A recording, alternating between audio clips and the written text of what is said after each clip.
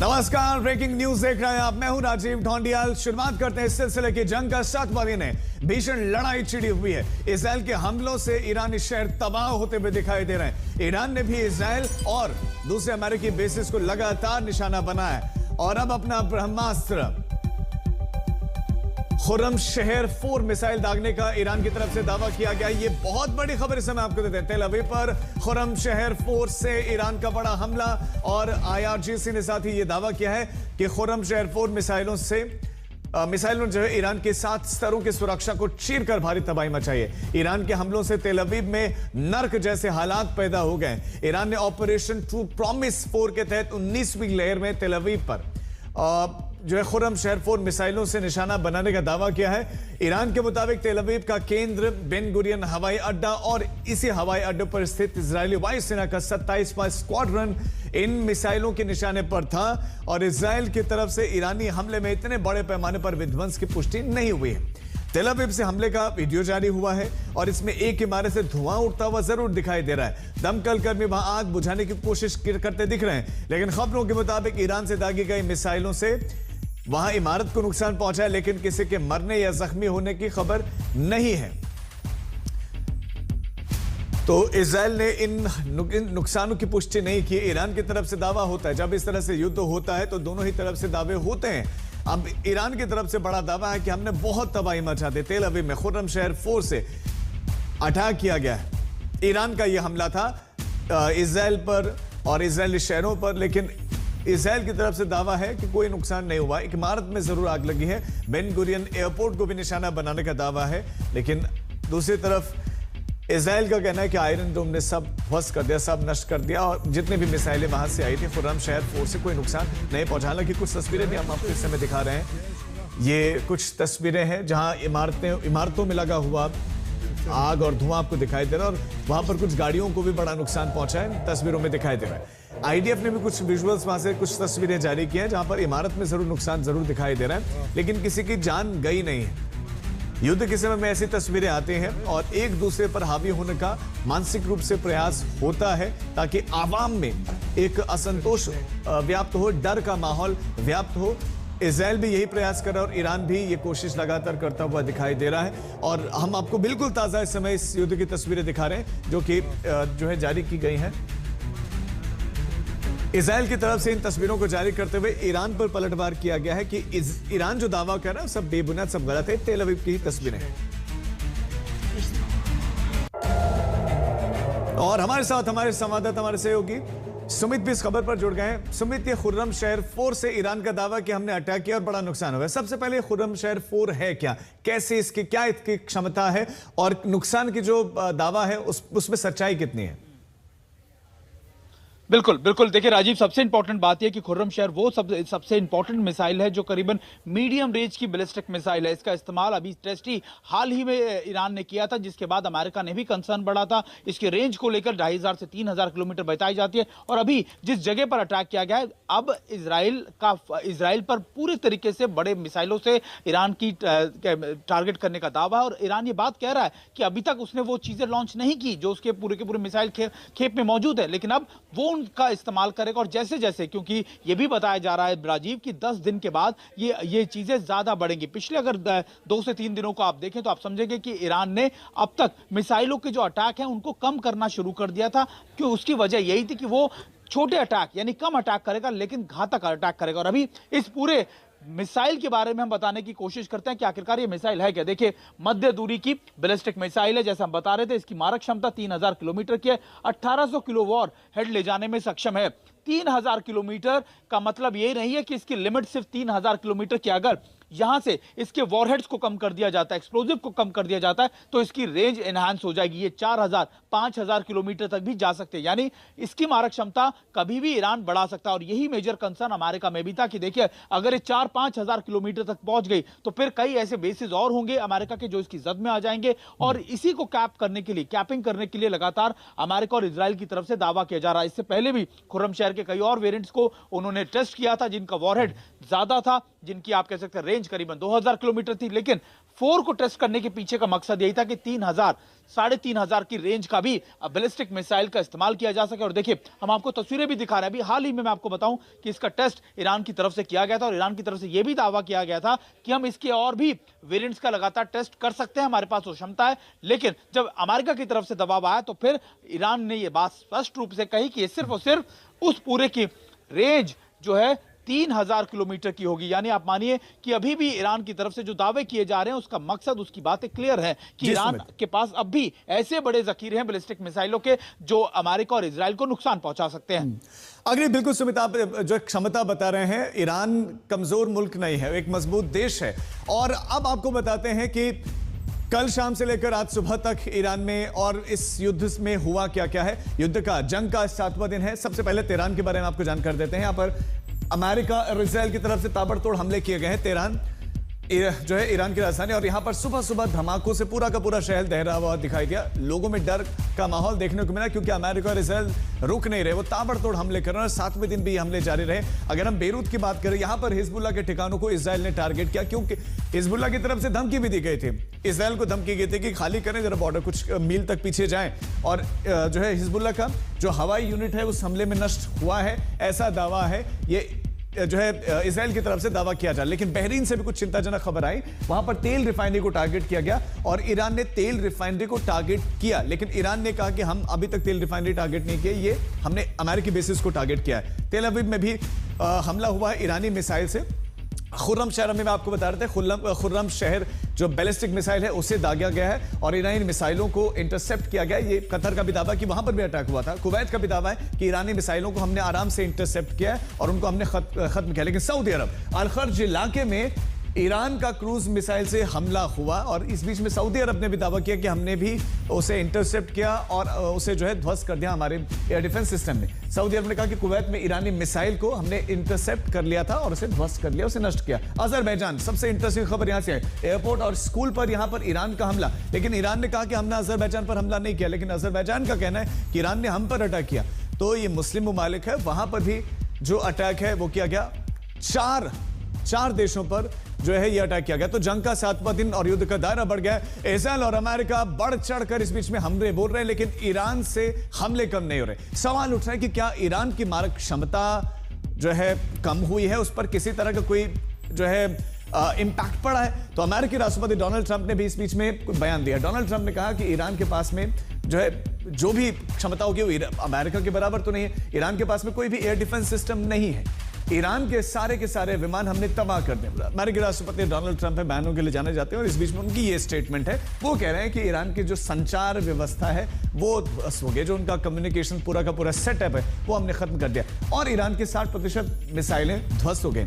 Iran ये दावा नहीं कर रही है, अमेरिकी राष्ट्रपति ट्रंप दावा कर रहे हैं। ईरान के 64% लॉन्चर भी नेस्तनाबूद हो गए ईरान के पास में, तो ईरान को यह नुकसान पहुंचा। लेकिन इस बीच में अमेरिकी केंद्रीय कमान की तरफ से टिप्पणी, बैलिस्टिक मिसाइल हमलों में 90% कमी आई है, ड्रोन हमलों में 83% की गिरफ्तारी आई है और कमजोर पड़ने लगा। उनका दावा है कि ईरान जो है कमजोर पड़ने लगा। क्यों? क्योंकि उनकी बैलिस्टिक मिसाइल हमलों की जो उसमें कमी है वो लगभग 90% है, 90% है और ड्रोन हमलों में भी कमी आई है। ये अमेरिकी केंद्रीय कमान की तरफ से टिप्पणी है, ये ईरान की तरफ से प्रतिक्रिया नहीं। ईरान तो कह रहा है कि हम तो ताबड़तोड़ हमले करेंगे। वो बीच बीच में ऐसे वीडियोस जारी करता है जिसमें अपनी सैन्य क्षमता, अपने जखीरे को, अपने ड्रोन्स को दिखाता है। We have only just begun to fight and fight decisively. Having a chance to hear from Admiral Cooper. If you think you've seen something, just wait. The amount of combat power that's still flowing, that's still coming, that we'll be able to project over Iran is a multiples of what it currently is right now when you add up our capabilities and those of the Israeli Defense Forces. हमारे साथ हमारे संवाददाता लगातार जुड़े हुए। सुमित हमारे साथ लगातार जुड़े हुए। सुमित, जो दावा किया जा रहा है अमेरिका की तरफ से कि ईरान कमजोर पड़ गया, क्या इसमें कोई सच्चाई है या फिर ये इंफॉर्मेशन वॉरफेयर का हिस्सा है? इंफॉर्मेशन वॉरफेयर से ज्यादा ये साइकोलॉजिकल प्रेशर ईरान के ऊपर डाला जा रहा है और ये इसलिए भी डाला जा रहा है कि डोनाल्ड ट्रंप इससे पहले करीबन 4 बार बयान दे चुके हैं कि रिजिम चेंज होने वाला है। रिजिम चेंज के लिए लोग सड़कों पर उतरे, लगातार उनसे कह रहे थे कि जितना हम कर सकते थे हमने कर दिया, लेकिन उसके बाद अब वो उनके ऊपर ये दबाव है कि वो रिजिम चेंज के लिए आगे बढ़े। अब देखिए क्यों ये बातें कही जा रही है। डोनाल्ड ट्रंप का बयान क्या है? ईरान के पास कोई वायुसेना नहीं है। ये बात सच है कि उनका एयर डोमिनेंस इस समय अमेरिका का पूरे इलाके में बहुत ज्यादा। दूसरी बात, डोनाल्ड ट्रंप के पास कोई, ईरान के पास के सारे विमान तबाह हो गए, ये भी बात सही है। उनके पास ज्यादातर उनके मिलिट्री एसेट्स पहले ही नहीं थे, एयरक्राफ्ट उनके पास पहले ही मौजूद नहीं थे। ईरान की संचार व्यवस्था ध्वस्त हो गई, कम्युनिकेशन का जो उनका जो पूरा नेटवर्क था वो बर्बाद हो गया। ईरान की 60% मिसाइलें ध्वस्त हो गई। ये थोड़ा एक बड़ा क्वेश्चन मार्क है, क्योंकि अभी ईरान ने कई अपनी मिसाइलें नहीं निकाली। राजीव, ईरान के 64% लॉन्चर्स निस्तेनाबूद कर दिए। ये मोबाइल लॉन्चर्स की बात की जा रही है, जिसको अमेरिका और इजराइल ने मिलकर हाल ही में अटैक करना शुरू किया था। ईरान के पास कोई वायुसेना नहीं है, ईरान के पास कोई एयर डिफेंस मैकेनिज्म है, उनके पास सिस्टम नहीं मौजूद है। ये बातें सही हैं, क्योंकि ईरान के पास पहले से चीजें नहीं थी। ईरान ने अपनी दो ही ताकतों पर ज्यादा फोकस किए बैठा था, वो था बैलिस्टिक मिसाइल, ड्रोन वॉरफेयर, या फिर आप कह सकते हैं कि जो स्ट्रेट ऑफ हॉर्मूज के पास लगातार उनकी जो नेवी थी वो। अब 7 दिन के युद्ध हो चुका है, लेकिन आखिरकार किस किस को कितना नुकसान हुआ? मौत का आंकड़ा अगर बताएं,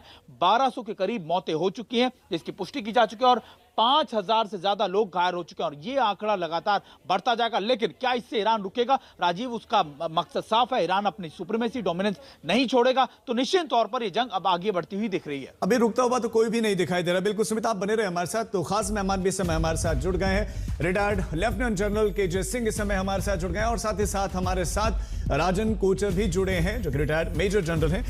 सबसे पहले राजन जी, ये युद्ध कहां जाता हुआ आपको दिखाई दे रहा है? अमेरिकी राष्ट्रपति ट्रंप कह रहे हैं कि हथियार डालने होंगे, ये क्लियर इंडिकेशन कि अब हथियार डाल दो तभी युद्ध रुकेगा।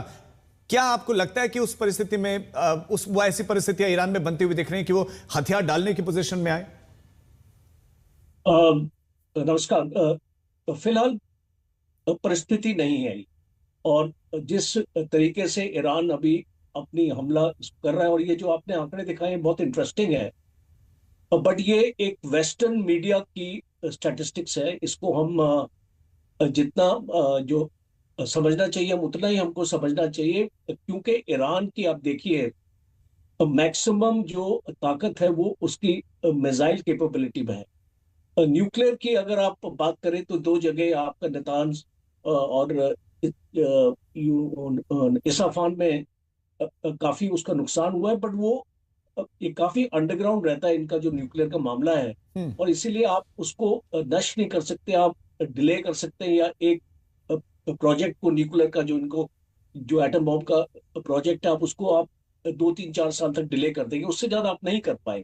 और आपने ये 12 दिन की लड़ाई में भी देखा, और इस लड़ाई में भी देखेंगे कि ये इसके एक सवाल ये भी कि क्या अमेरिका को एक्यूरेट अंदाजा है भी, क्योंकि पहले भी 8 महीने पहले जब वो उलझे थे तब भी डोनाल्ड ट्रंप ने बहुत दावा किया था, लेकिन तब वो चीजें बिल्कुल अलग दिखाई दी। आज भी उनका परमाणु कार्यक्रम वो कहते हैं कि चल रहा है, और इसीलिए तो वो अटैक कर रहे हैं। KJ सिंह सर, सवाल यह है कि अमेरिका जो दावा कर रहा है कि 90% उनका बैलिस्टिक मिसाइल हमले रुके हैं, लगभग 83% वो कह रहे हैं कि ड्रोन अटैक रुके हैं। क्या आपको लगता है कि उनके पास सटीक अंदाजा होगा, या सिर्फ हवाई बात, एक जो है साइकोलॉजिकल वो जो है बढ़त हासिल करना चाह रहे ईरान पर? कि इंफॉर्मेशन वॉरफेयर और नैरेटिव वॉरफेयर बहुत हाई वेलोसिटी पे किया जा रहा है, ये तो है ही। लेकिन आपका ये सवाल कि क्या अमेरिका के पास एक एक्यूरेट असेसमेंट है, शायद नहीं है, शायद नहीं है। ये जरूर हमको मानना चाहिए कि ईरान का काफ़ी सारा नुकसान हुआ है, काफ़ी सारा नुकसान हुआ है। उनका कमांड स्ट्रक्चर जो है वो डिग्रेड हो गया है। अब वो डिस्ट्रॉयड हो गया कि नहीं हुआ है, देखिए ये शब्द है डिग्रेड और डिस्ट्रॉयड, इसमें फ़र्क होता है। और कई बार ऐसा होता है कि जो डिग्रेडेड कमांड स्ट्रक्चर है, और खासकर ईरान में शिया पंथ है, जहाँ पे सुइसाइडल टेंडेंसी, सेक्रीफाइस, इस पे बहुत जोर है। तो अगर रिपब्लिकन गार्ड इस तरीके से बिना कमांड एंड कंट्रोल के घूम रहे हैं तो वो कहीं भी मिसाइल फायर कर देंगे। अभी कल या परसों न्यूयॉर्क टाइम्स में एक बहुत अच्छा एक आकलन छपा, जिसमें बताया गया कि तमाम गल्फ के जो बेस है अमेरिका के, उनके जो रडार और कम्युनिकेशन सिस्टम है उन पे भारी तबाही हुई है। आल उदैद का ले लें, सऊदी अरेबिया में ले लें, कुवैत में ले लें। तो अगर ऐसी तबाही हुई है तो क्या है, ये एक डिसप्रोपोर्शनेट डिस्ट्रक्शन है। आप ईरान को तो डिस्ट्रॉय कर ही रहे हो, लेकिन अपना सर्वेलेंस का स्ट्रक्चर जो है वो भी डिस्ट्रॉय करवा रही हो, जो कि बहुत ही कीमती और बेशकीमती है। तो इस लड़ाई के अंत में अमेरिका जीत सकता है, जो जिस तरह के वो हर रोज अपने दावे बदल लेता है, गोल बदल लेता है, तो लेकिन कितना नुकसान उनको भी हो रहा है इसका भी तो आकलन करना जरूरी है।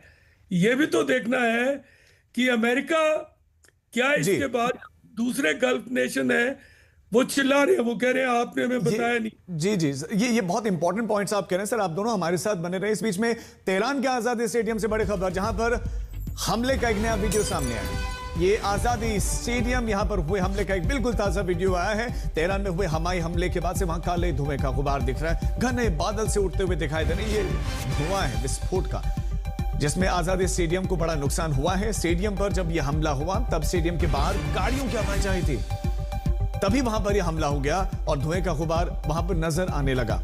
लगातार हमले हो रहे हैं, रुक कोई भी नहीं रहा है। इजराइल और अमेरिका लगातार हमला कर रहे हैं और तेहरान को टारगेट कर रहे हैं, तेहरान के ठिकानों को टारगेट कर रहे हैं। लेकिन आजादी स्टेडियम को क्यों टारगेट किया गया, ये बड़ा सवाल है। आजादी स्टेडियम को नुकसान पहुंचा है, सिर्फ स्टेडियम नहीं, क्योंकि यहां पर चहल पहल थी। अब आप ये तस्वीर देखिए, और बादल से बन गई ये धुएं का गुबार, ये धूल का गुबार, ये उस विस्फोट का गुबार है जो आपको दिखाई दे रहा है, आसमान में उड़ता हुआ दिखाई दे रहा है। ये तेहरान का आजाद स्टेडियम है, यहां पर बमबारी की गई। सैन्य ठिकानों को टारगेट किया जा रहा था, सैन्य क्षमता को कमजोर करने का प्रयास हुआ जा रहा था। युद्ध में समझ में आता, लेकिन आजाद स्टेडियम क्यों टारगेट किया गया, ऐसी क्या आशंका थी, ऐसे कौन सी इंफॉर्मेशन इजराइल अमेरिका के पास थी, उन्होंने आजाद स्टेडियम को निशाना बनाया, ये लगातार सवाल है।